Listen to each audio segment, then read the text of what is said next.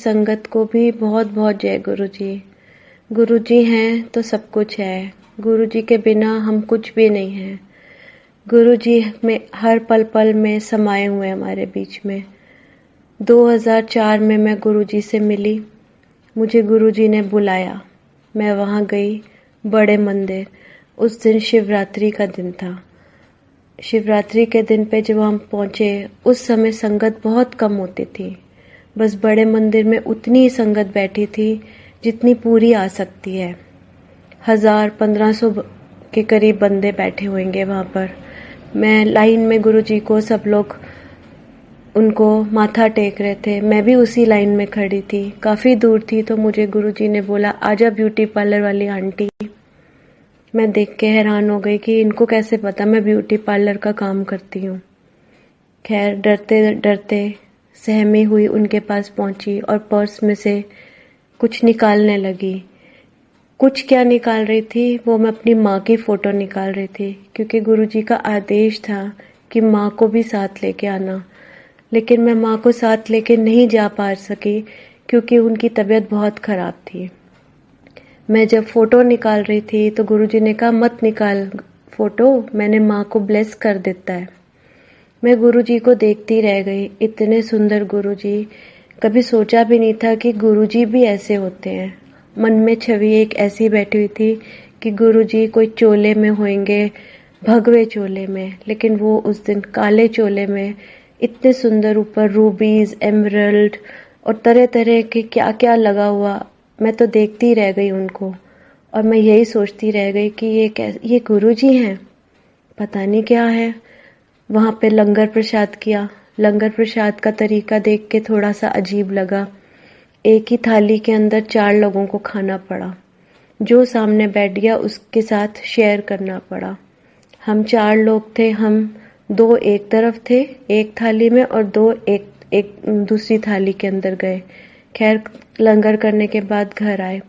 पूरे रास्ते में यही सोचती आई, बस गुरु जी के बारे में ही सोचती आई। मुझे कुछ समझ नहीं आ रहा था, और एक अजीब सी फ्रेग्रेंस कार में थी। समझ नहीं आ रही थी ये फ्रेग्रेंस कैसी है। मैं तो कोई फूल नहीं लाई थी अपने साथ, कुछ नहीं लाई थी, लेकिन कुछ फ्रेग्रेंस थी। घर पहुंची, सोने लगी। रात के 2 बज गए सोचते सोचते। नींद नहीं आ रही थी। 3 बजे के आसपास मेरे पास उस टाइम लैब्राडोर था, डॉग था। वो मुझे बार बार उठाए। मैं उसको बोलूं, हट, मुझे सोने दे। 4 बजे उसने उधम मचा दिया और बोले, मेरे को बाहर ले चलो। मैंने दरवाज़ा खोला। बाहर ड्राइववे में जब मैं बाहर निकली तो उस टाइम मेरे पास मारुति 800 कार थी। वो डॉग जो था मेरा, वो डमडम उसका नाम, वो खिड़की के ऊपर अपने पंजों से ऐसे ऐसे करने लगा। तो मैंने पीछे देखा तो कार के अंदर गुरुजी बैठे हुए। मैं देख के डर गई और हैरान हुई कि गेट पे तो मैंने ताला लगाया हुआ है, तो गुरुजी अंदर कैसे आ गए। उस टाइम मुझे समझ नहीं आया। मैं उनको एक इंसान रूप समझती थी। मुझे नहीं मालूम था कि वो तो भगवान है। वो तो कहीं पे भी कैसे भी पहुंच जाएंगे। मैंने एकदम अचानक उनसे ये बोला, गुरुजी आप अंदर कैसे आए।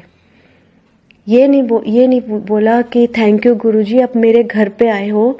सीधा यही मेरा पहला प्रश्न ये हुआ। तो उन्होंने बोला कि बस आ गया।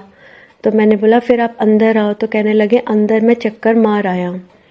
तो माँ नहीं ना आ सकी थी, तो उनको ब्लेस करने आया था।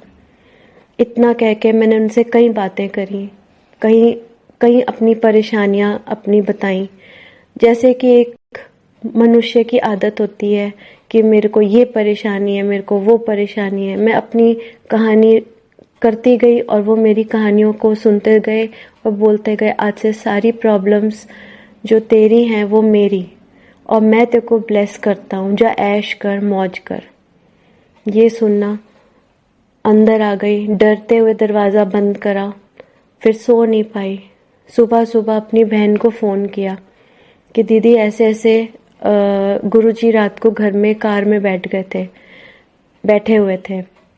वो बोली, अरे तूने कोई सपना देखा होगा। शाम को मैं एम्पायर स्टेट जाऊंगी तो मैं गुरुजी से पूछूंगी।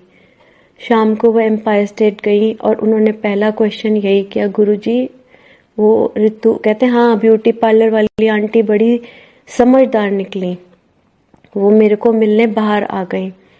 तो मेरी बहन को तब तसल्ली हुई कि ये कोई मेरा भ्रम नहीं था, ये मेरा कोई मतलब ये एक्चुअल रियलिटी थी कि वो वाकई में घर पे आए थे, ऐसे घर में ब्लेस करने आए थे मेरे को। उसके बाद हम जाना शुरू हो गए एम्पायर स्टेट में।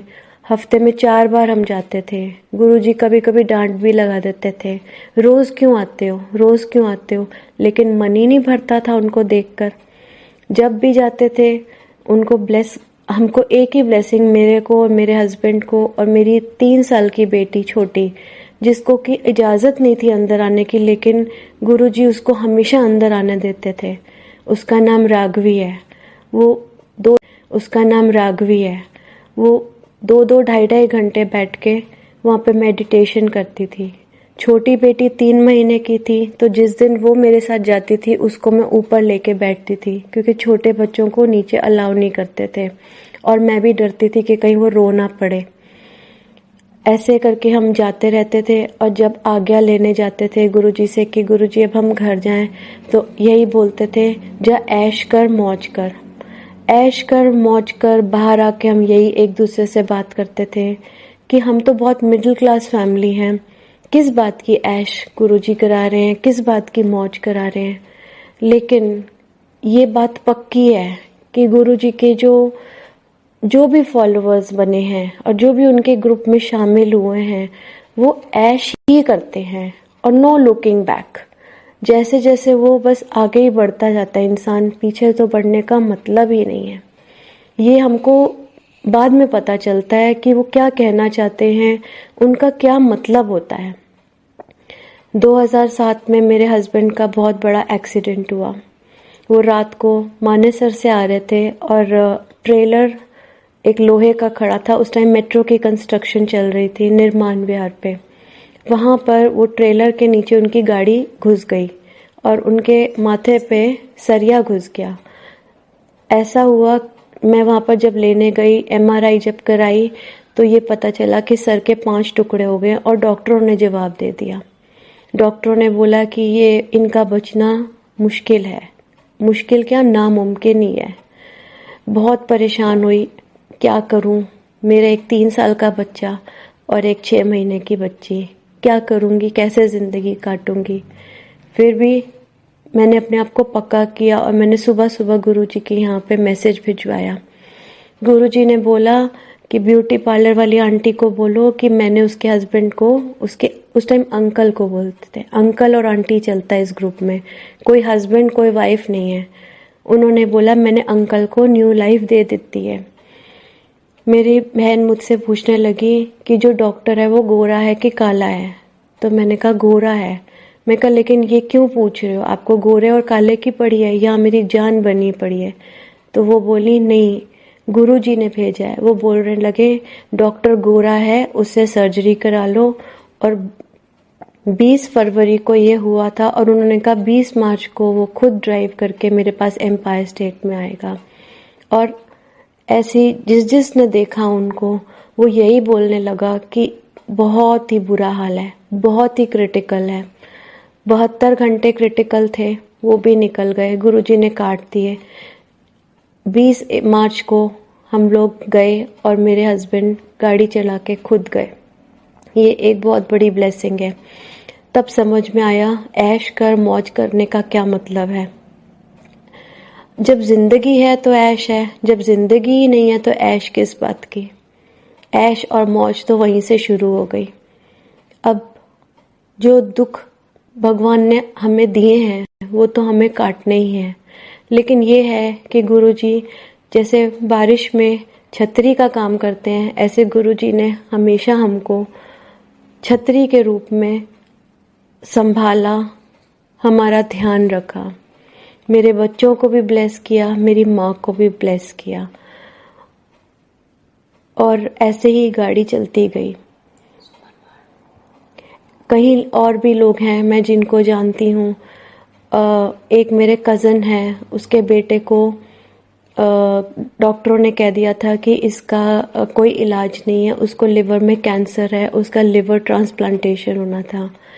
1 साल से BL कपूर हॉस्पिटल में एडमिट था और अब उसको मेदांता में ले जाना था।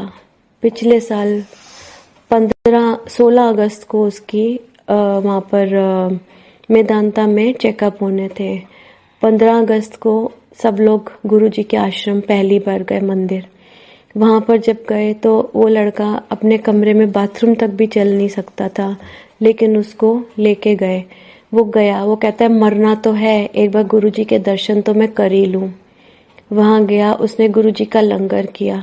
लंगर प्रसाद करके जब घर आया तो उसको खून की उल्टी हो गई। उसी टाइम उसको मेदांता में लेके चले गए।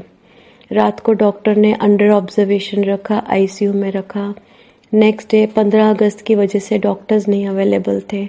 16 तारीख को उसकी MRI हुई और देखा तो लिवर का कैंसर गायब। सारे लोग हैरान हुए और उन्होंने बोला कि ये कैसे मिरेकल हो गया। गुरुजी हैं तो मिरेकल होते ही हैं। गुरुजी ने सारे मिरेकल्स ऐसे ऐसे दिखाए। और एक आंटी हैं जिनको मैं जानती